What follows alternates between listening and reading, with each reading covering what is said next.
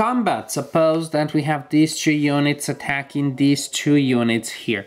At the beginning of combat, both players can assign assets from their available box. They can add artillery units that will fire before the main combat. They can add units that are simply going to fire during ground combat.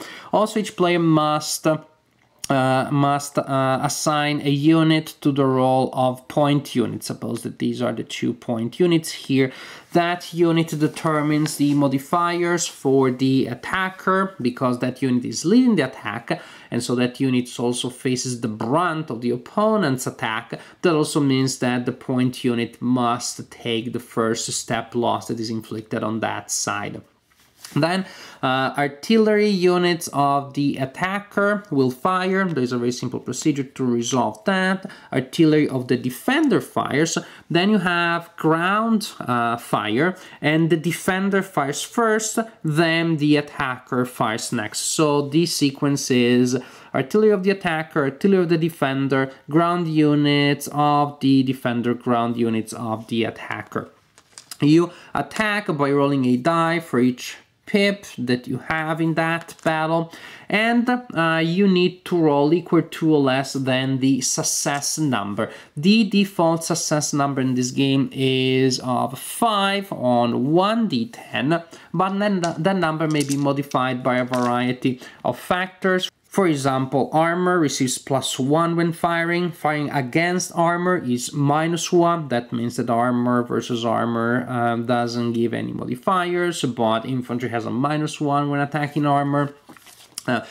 Troop quality will give modifiers to the success number, as you can see from this table when you cross-reference the quality of the firing unit or asset with the quality of the targeted point unit.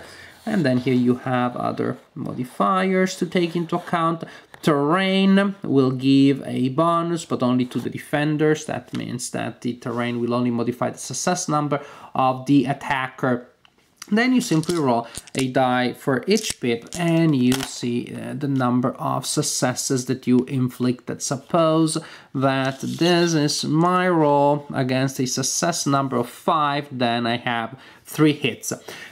Hits may be absorbed in different ways by the two sides, and this is really cool because you have tough decisions to make here.